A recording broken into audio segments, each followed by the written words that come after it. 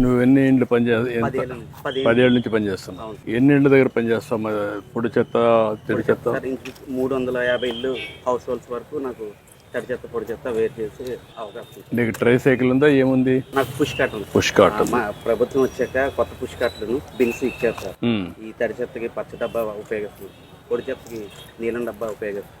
ప్రమాదకర చెత్త ఉంటుంది, ఒక గ్లాస్ పగిలిపోయిన గ్లాసులు కానీ, హాస్పిటల్ వ్యర్థాలు కానీ. ఇప్పుడు నీకేమనిపిస్తుంది? 4 ఏళ్ళు పనిచేసావు కదా, ఏంటి నీ మొదట్లో అయితే కొంచెం సిగ్గుగా లేదా ఇబ్బందిగా అనిపించేది సార్.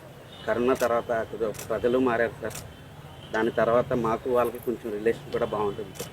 ప్రజలు మేము అనుకున్న విధంగా వాళ్ళు సహకరించడం కానీ, ఇదివరకు తడి చెత్త పొడి చెత్త అంటే వాళ్ళు పట్టించుకునేవారు కాదు. ఈ కరోనా తర్వాత ప్రజలు కొంచెం. ఎంతమంది పని చేస్తున్నారు మొత్తం మీరు? సార్ ఇక్కడ 190 మంది పని చేస్తున్నారు మొత్తం మున్సిపాలిటీలో. ఇప్పుడు ఆధునికమైనటువంటి పనిముట్లు ఏమైనా పెట్టారా ఇక్కడ? ఇక్కడ ప్రస్తుతం అయితే ఇంకా రాలేదు సార్. కానీ ఏంటంటే ఇంచుమించు భవిష్యత్తులో ఇప్పుడు మీరు చెత్త ఇది చేసినాక ఎక్కడికి పంపిస్తున్నారు? ఇది కంపోస్ట్ యార్డ్కి డంప్ చేస్తారు. అక్కడే సెగ్రిగేషన్ ఎట్లా చేస్తున్నారు? సెగ్రిగేషన్ సార్ ఆల్రెడీ మన తడి చెత్తకి వేరుగా ఒక చిన్న ప్లేస్ కేటాయించి ఉంది సార్. ఆ తడి చెత్త అంతా కూడా అక్కడ డంప్ చేస్తాం. పొడి చెత్తకి మాత్రం సపరేట్గా దాన్ని రీసైకిల్ కింద మట్టిలో పూరికిపోయిన తర్వాత రీసైకిల్ చల్లించి ఆ పౌడర్ని వేరు చేస్తాం. ప్రస్తుతం అలా జరుగుతుంది సార్. అంటే దాన్ని ఇంకా మనం ఏం చేయాలో వర్కౌట్ చేయాలి. అంటే కొంతకాలం అయ్యాక అది మట్టిలో పూడుకున్నాక దాన్ని రీసైకిల్ కింద సర్కిల్ చేస్తాం. మీ పిల్లలు ఏం చేస్తారు? నాకు చిన్న పాప సార్ ఎల్కేజీ చదువుతుంది. ఎల్కేజీ చదువుతుంది. ఎక్కడ చదువుతుంది? ఇక్కడ మాకు తెలిసిన స్కూల్ ఉంటే అక్కడ జాయిన్ చేస్తాం. అక్కడ చేసాం. మీ భార్య ఏం చేస్తుంది? భార్య ఇంటి దగ్గర ఉంటారు. ఇంటి దగ్గర ఉంటారు. నీకు ఎంత డబ్బులు వస్తుందమ్మా? నాకు టీఎఫ్ ఇస్తే కటింగ్ పోను నెలకు 18,842 రూపాయలు జీతంగా వస్తుంది. 18,000 వస్తుంది. నీకయ్యా? సార్ 7 కొండలు. తెల్లవారు 4 గంటలు వేస్తాం సార్. 5 గంటల వరకు మస్తు రాకు వెళ్ళిపోతారు. మస్తు అయిపోయిన తర్వాత 5 గంటల నుంచి 7 గంటల వరకు నేను స్వీపింగ్ చేస్తాను సార్. 7 తర్వాత మాకు ఒక వార్డు కేటాయిస్తారు సార్. పుస్తకాలు తీసుకుని. అది ఎన్ని గంటలు పని చేస్తారు రోజుకి? 8 గంటలు సార్. మొత్తం 8 గంటలు పని చేస్తారు. ఉదయం 5 నుంచి 10 గంటల వరకు సార్. 2 గంటల నుంచి 5 గంటల వరకు. మళ్ళీ 2 గంటల నుంచి 5 గంటల వరకు సార్. మధ్యాహ్నం ఏమో డ్రైనేజ్ క్లీనింగ్ కానీ లేకపోతే ఎక్కడైనా మొక్కలు కొట్టడం అటువంటి కానీ వేరే పనికెళ్తారు. ఈ మధ్య ఈ క్లీనింగ్ చేయడం ఎందుకు బాగా డిటరేట్ అయిపోయింది అంటే సార్ ప్లాస్టిక్ కవర్లు వాడకం పెరిగింది సార్. దానివల్ల ప్రజలు కొంతమంది మాకు డోర్ టు డోర్కి వెళ్ళినప్పుడు మాకు అందచేయకుండా కవర్లో ప్యాక్ చేసి దూరంగా విసిరేయడం సార్. లేదా కలెక్షన్ పాయింట్లు ఉంటాయి సార్, మేము అక్కడికి చేరుతున్నాం సార్. వాళ్ళు డైరెక్ట్గా బండి మీద వెళ్తే అలా విసిరైపోవడం అలా చేస్తున్నాం. ఇప్పుడు మీకు తెలిసినంత వరకు పరిశుభ్రంగా ఉండాలంటే ఏం చేయాలి? పరిశుభ్రంగా ఉండాలంటే సార్ ఫస్ట్ వాళ్ళు ఇల్లు ఒకటే క్లీన్గా పెట్టుకొని పక్క వీళ్ళు ఏమనుకుంటారో అవసరం లేదు సార్. అక్కడ పడేసి నాకు తెలియదు చెత్తోడు వస్తాలే అన్న విధంగా ప్రజలు ఉంటున్నారు. వాళ్ళ కొంచెం వాళ్ళలో చైతన్యం రావాలంటే ఏం చేయాలా? చైతన్యం రావాలంటే సార్ కొంచెం మనం పాంప్లెట్ల ద్వారా కానీ లేదా ఎవరైతే విసురుతున్నారో వాళ్ళని కొంచెం మార్క్ చేసి వాళ్ళని కొద్దిగా అవగాహన చేయడం సార్. ఇటువంటివి చేస్తే త్వరలో మార్పు రాదు. ప్రస్తుతం అయితే శానిటేషన్ నిలకడగానే ఉంది సార్. పారిశుద్ధ్యం నిలకడగా ఉంది కానీ ఇది కూడా ఈ కాగితాలు ఇప్పుడు కనపడ్డాయి మనకి ఇక్కడ. అంటే ఇవి బాధ్యత ఊర్ల నుంచి చాలా ఎక్కువ మంది జనం వస్తారు. మా వచ్చినప్పుడే ఇవన్నీ కలెక్ట్ చేయడానికి డస్ట్ బిన్స్ పెట్టి వేయడం, అవి మనం మళ్ళా ఇచ్చేయడం, ఒక పరిశుభ్రం వాళ్ళలో కూడా అవేర్నెస్ రావడం, రోడ్డు మీద వేయకుండా ఎత్తుకొచ్చి డస్ట్ బిన్లను వేయడం. జపాన్లో ఏం చేస్తారంటే చెత్త ఏదైనా ఉంటే కాగితం రోడ్డు మీద తీసుకొని పర్సులో పెట్టుకొని ఇంటికి తీసుకుని డస్ట్బిన్లు వేస్తారు. అది ఒక బాధ్యత వాళ్ళది. మన దగ్గర ఇంట్లో ఉండి చెత్త రోడ్డు మీద వేస్తాం, అదే వచ్చింది. పక్కింట్లో కూడా వేసేస్తారు, అక్కడే వస్తాం సమస్య. బాధ్యతగా ఉంటున్నారు. కరోనా తర్వాత అయితే ఈ పరిస్థితి సగానికి సగం పైన మారింది సార్. ప్రజలు ఏంటంటే వాళ్ళ ఇల్లుతో పాటు పరిసరాలు కూడా శుభ్రంగా. ఇంకా కూడా ప్రభుత్వ యంత్రాంగం కూడా సిద్ధం కావాలి, మనం కూడా సిద్ధం కావాలి. ఇప్పుడు ఉదాహరణ నువ్వు అంటున్నావు 85 లక్షల మెట్రిక్ టన్నులు చెత్త రోడ్ల మీద పేరకపోయింది, దాన్ని క్లీన్ చేయలేదు.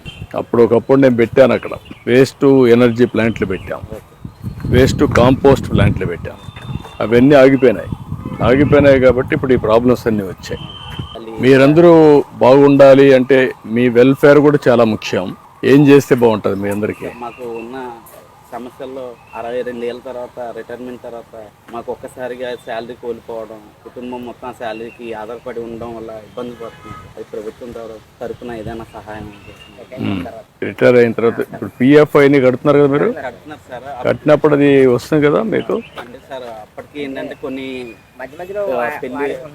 పిల్లల అవసరాలు కానీ చదువులు కానీ అవి వాడకం అయిపోతుంది సార్. దానివల్ల ఏంటంటే అది చివరి వరకు రిటైర్మెంట్ వరకు వచ్చే అవకాశం లేదు, భద్రత కోసం వస్తుంది సార్. ఎందుకంటే ఒక్కసారిగా ఇప్పుడు వచ్చే 18,000 ఒక్కసారిగా ఆగిపోతుంది సార్ వచ్చే నెల నుంచి. మా కుటుంబం అంతా కూడా దీని మీదే ఆధారపడి ఉంటాం కదా సార్. ఇప్పుడు నా ఫ్యామిలీ అంతా మా ఆవిడ ఇంటికాడే ఉంటారు, పిల్లలు నా మీద ఆధారపడి ఉంటారు. వాళ్ళు ఒక్కసారిగా శాలరీ కోల్పోతే ఇబ్బంది పడుతుంది.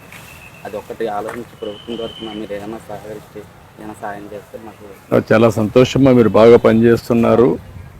ఇప్పుడు మీ పట్ల కూడా గౌరవం పెరిగిందా? పెరిగింది సార్.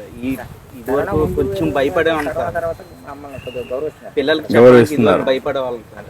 ఈ కరోనా తర్వాత ప్రజలందరూ కూడా మీరు లేకపోతే మాకు ఆరోగ్యం లేదు, మాకు సరైన వాతావరణం లేదని చెప్పేసి వాళ్ళు కూడా ప్రతి ఒక్కరు ఇలా చెప్పడం వల్ల మా పిల్లలు కూడా గర్వంగా ఫీల్ అవుతుంది. అందువల్ల మేము వర్క్ చేయడానికి కూడా ముందుకు వస్తుంది. కానీ రాబోయే రోజుల్లో ఈ వర్క్ చేయడానికి కొంచెం జనం తగ్గదు, జనం రావట్లేదు. అప్పుడు పరిస్థితి ఏంటనేది మాకు అర్థం కావాలి. అంటే మనం ఏం చేయాలంటే ఆధునికంగా పోవాలి. ఇప్పుడు మెషిన్స్ వస్తాయి, మీకు కూడా శానిటేషను ఎట్లుండాలా, మీ హైజీనిక్ ఎట్లా కాపాడాలా అవి కూడా వర్కౌట్ చేయాలి. ఇప్పటి వరకు మీరు చేసిన పనికి మీకు అందరికీ కూడా మనస్ఫూర్తిగా అభినందనలు, ధన్యవాదాలు. మీ అందరికి కూడా పాదాభివందనం చేస్తున్నా. అంత మంచి మంచి వర్క్ ఇది. నేను ఇప్పుడే కాదు 40 ఏళ్ళ నుంచి చూస్తున్నాను. హైదరాబాద్లో పారిశుద్ధ్యం చాలా అధ్వానంగా రాష్ట్రం అంతా ఉన్నప్పటి నుంచే స్టార్ట్ చేసాం. ఏదైతే పచ్చదనం పరిశుభ్రం స్టార్ట్ చేసి అప్పటి నుంచి చేసాం.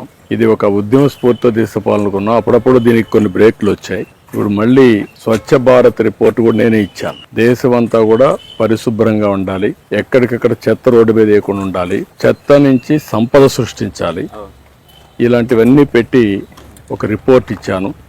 దీనికి తగినన్ని నిధులు పెట్టాలి. ఈ స్వచ్ఛ భారత్లో భాగస్వాములైన ప్రతి ఒక్క వ్యక్తిని గౌరవించే విధంగా విధానం ఉండాలి, అవార్డ్స్ ఇవ్వాలి, సమాజం గుర్తించాలి. ఇలాంటి కార్యక్రమాలకు అన్నిటికీ శ్రీకారం చుట్టాను. దాన్ని ఇప్పుడు మన రాష్ట్రంలో ఇంప్లిమెంట్ చేసి భారతదేశానికి ఒక ఆదర్శంగా చేయాలని నా అభిప్రాయం. చేద్దాం. మీ కష్టాలు కూడా ఏవైతే ఉన్నాయో అవన్నీ కూడా ఎట్లా పరిష్కారం చేస్తూనే ఇంకా ఒక పరిశుభ్రమైనటువంటి మన స్వర్ణాంధ్ర, స్వచ్ఛాంధ్ర అని పెట్టుకున్నాం. ఇంకొక 23 ఏళ్లలో 100కి 100% పరిశుభ్రమైన వాతావరణం, స్వచ్ఛంగా ఉండడం, ఇలాంటి కార్యక్రమాలు చేసి మనం ముందుకు పోదాం. మీరు మా ఊరు చాలా చాలా ధన్యవాదాలు. థ్యాంక్ యూ మా, చాలా సంతోషం. వెరీ నైస్ మా, గుడ్. మాకు ఇక్కడ ఇదివరకు కొంచెం బిస్కెట్లు కానీ దించుతారు, ఇలాంటివన్నీ కూడా చాలా ఇబ్బందులు పడేవాళ్ళం సార్. ఈ ప్రభుత్వం వచ్చిన తర్వాత సార్ ఇక్కడ ఎమ్మెల్యే గారు మాకు ఏ అవసరమే కానీ దానివల్ల మాకు ఫౌండేషన్ కూడా ఇంకా కొంచెం సులువుగా అవుతుంది సార్. అదేమా గ్లౌజ్లో మాస్టర్ వచ్చేవాళ్ళు కదా సార్, అది మాకు హెల్త్ వచ్చేది సార్. మీరు 1995 నుంచి మొదటిసారిగా సీఎం అయినప్పటి నుంచి రాష్ట్రానికి క్లీన్ అండ్ గ్రీన్ కి ఎక్కువ ప్రాధాన్యత ఇస్తున్నారు. మరి మేము ఎక్కువ పరిశుభ్రతకి మేము తోడ్పాటును అందిస్తున్నాం కాబట్టి మీరు మాకు ఏదైనా భరోసా అందిస్తారు? తప్పకుండా బా, నేను చెప్పే కదా అన్ని మీ చెప్పినట్టు ఆలోచిస్తాను. మీ భద్రత ఎట్టివ్వాలి, ఇవన్నీ భవిష్యత్తులో ఏ విధంగా చేయాలి అనేది ఆలోచించి మీరు చేసిన సమాజ సేవ కోసం మిమ్మల్ని ఎట్లా ఆదుకోవాలో ఆదుకుంటాం, రెండూ చేస్తాం సార్. అన్ని రంగాల్లో యంత్రాలు పెరుగుతున్నాయి కదా, పారిశుద్ధ్యంలో కూడా ఈ అండర్ గ్రౌండ్ డ్రైనేజీ దగ్గర కార్మికులు దిగి అనారోగ్య పాలవడం, ఇబ్బందులు పాలవడం అవి జరుగుతున్నాయి కదా సార్. పారిశుద్ధ్యంలో కూడా అటువంటి చోట్ల యంత్రాలు ఉపయోగించి మాకు కొంచెం ఇటువంటి ప్రమాదం నుంచి పడకుండా తప్పించుకునే అవకాశం ఉంటుంది. తప్పకుండా మీకు అందరికి కూడా నేను ఆలోచించేది అన్ని యంత్రాలు తేవడం. దీంట్లో కూడా ఇంకా మెరుగైన ఇది రాలేదా, ఇవన్నీ ఇది క్లీన్ చేసినప్పుడు ఇవన్నీ ఉన్నాయనుకోండి, ఒకటేసారి తీయడానికి కూడా అంటే ఇప్పటికీ డ్రైన్లో దిగే పరిస్థితి, ఈ పరిస్థితి నుంచి కొంచెం కాస్త ఉపశమనం లభిస్తున్నాను సార్. ఎందుకంటే sir door to door collect చేయడం, ఈ మీద పడిన ఆకులు ఇవన్నీ స్వీపింగ్ చేయడం, వీటికి సమయం సరిపోతుంది సార్. మళ్ళీ డ్రైన్లు దిగడం వల్ల ఏంటంటే కొంచెం అనారోగ్య పాలు అవుతుంది సార్. ఎక్కువ స్కిన్ ఎలర్జీలు, దురదలు రావడం, కాళ్ళకుళ్ళు రావడం అలాంటివి జరుగుతూ ఉంటుంది సార్. ఇందుకోసం ఏంటంటే డ్రైన్లో పూర్తి వాటికి ఏమైనా బాగుంటుంది. ఇది సార్ ఈ బిన్లో వేసి ఈ బిన్ నుంచి సార్ మేము కలెక్షన్ పాయింట్ చేరుస్తాం సార్. ఆ కలెక్షన్ పాయింట్ దగ్గర సమంత వెహికల్ వచ్చి దీన్ని కంపోస్ట్ చేరవేస్తుంది. మీరంతా ఒక గొప్ప కార్యక్రమం చేస్తున్నారు. అంటే సమాజం కోసం మీరు త్యాగం చేస్తున్నారు. మీరు చేసే కార్యక్రమం ఎవరో చేయలేని కార్యక్రమం. అలాంటి కార్యక్రమాన్ని ఒక శ్రద్ధగా ప్రజల కోసం చేస్తున్నారు. మీరు చూపించే చొరవ ప్రజా ఆరోగ్యానికి దోహదం చేస్తుంది. ఒక మాటలో చెప్పాలంటే ఒక మంచి సేవ. చాలా మంది ఉద్యోగాలు చేస్తారు, ఇలాంటి వ్యాపారాలు చేస్తారు, కానీ మీరు చేసే పని వల్ల అనేక మార్పులు వచ్చాయి. ఎప్పుడో నేను పచ్చదనం పరిశుభ్రంతో ప్రారంభించి తర్వాత స్వచ్ఛ భారత్కి నేనే రిపోర్ట్ ఇచ్చి ఈరోజు స్వచ్ఛ ఆంధ్రప్రదేశ్ కార్యక్రమం చేస్తున్నాం. మనం కూడా స్వర్ణాంధ్రప్రదేశ్, స్వచ్ఛ ఆంధ్రప్రదేశ్ 2 కార్యక్రమాలని ముందుకు తీసుకుపోతున్నాం. ఇందులో మీరు భాగస్వాములు అయ్యారు. మిమ్మల్ని అందరినీ మనస్ఫూర్తిగా అభినందనలు. మీ అందరికీ పాదాభివందనం చేస్తున్నా. మీ సమస్యలు కూడా చెప్పారు నాకు.